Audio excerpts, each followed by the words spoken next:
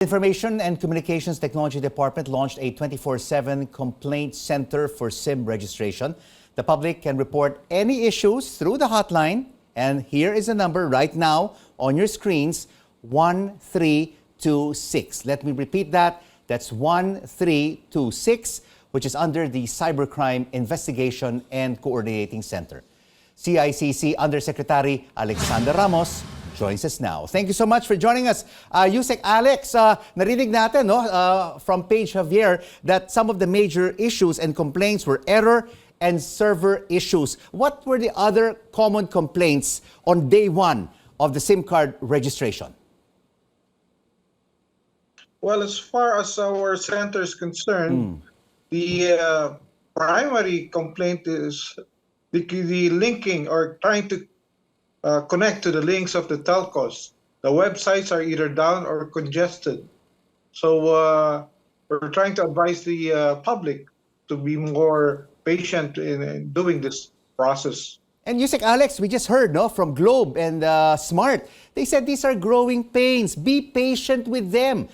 But shouldn't they have already prepared for the problems and potential problems of December 27 and onwards, way ahead of time when they already knew that this was a start date?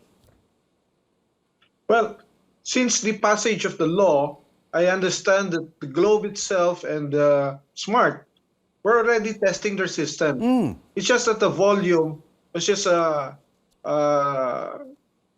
different. It's so huge that the systems that they have placed were being choked by the volume of this number of inquiries and registrants. But why didn't Dito Telecommunity experience the same kind of problems, Yusek Alex? Pardon? What was Why didn't Dito Telecommunity not experience the same problems as Globe and Smart?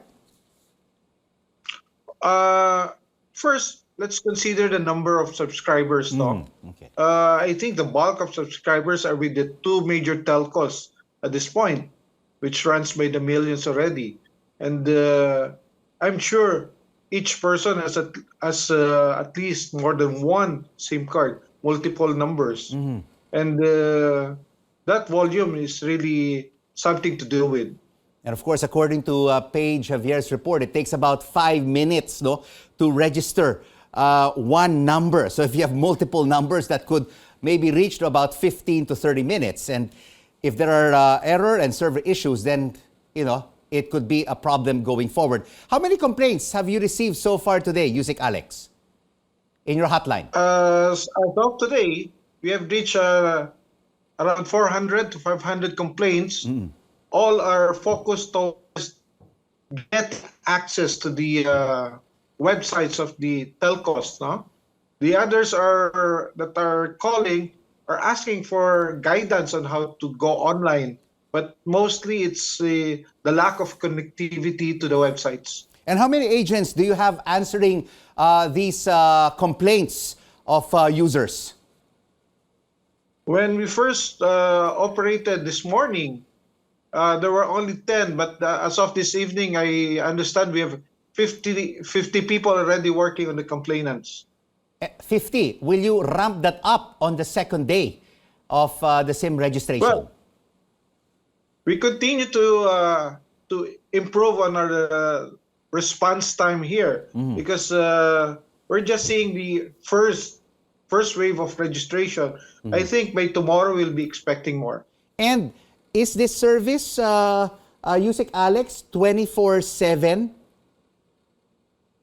Yes, on orders of the Secretary Ivan, he asked us to be working closely with the telcos who are working also 24/7. So we beef up our manpower and increase it to work 24/7. And do you have an endpoint when you will stop this 24/7? Or will it be continuous until the last day of the registration, which is the end of April?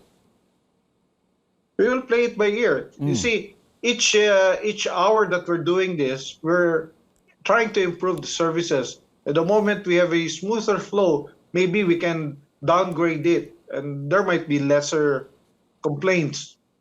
And of course, you mentioned that there were approximately 400 complaints as we speak. Which telco had the most number of complaints? It's with Globe because I think their site went down for some time. So Globe, would you have a number vis-a-vis Smart? I don't have the actual figures, but I can send it to you later. You know, USEC, the telcos have also warned against fake links for SIM registration. Is this included among the complaints that some of the 400 people complained about so far today?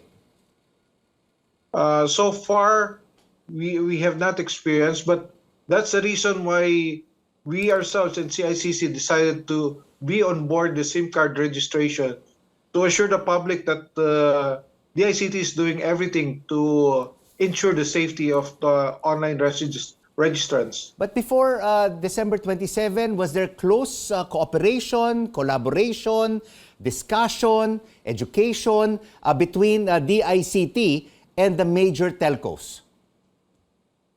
As early as November, since we started creating the IRR, there is a very close coordination. In fact, the last 2 weeks, we were doing already our dry runs.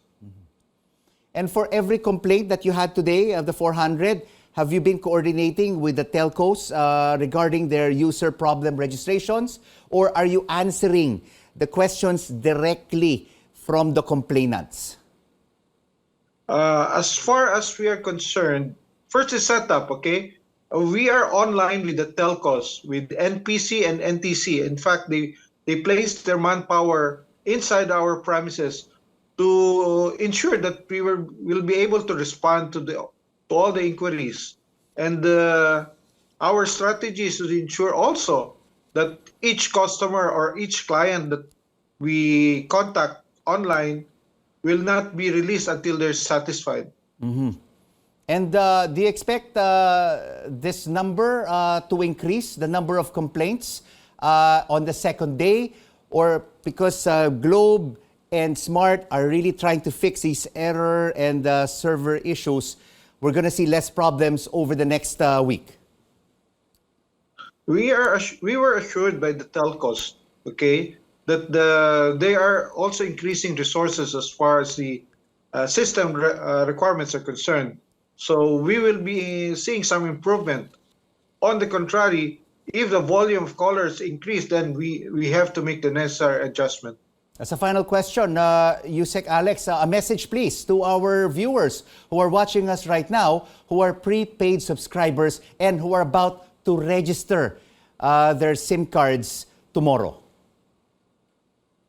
Well, we'd like to ask the public to have a little more patience since we are doing everything to ensure the protection of this database. Although the one keeping it are the telcos, we are ensuring that the channels that that the public is using is free from fraud. And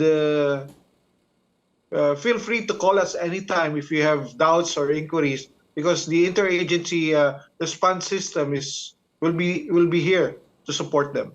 And the complaint center hotline is 1326. Thank you so much for joining us, CICC Undersecretary Alexander Ramos.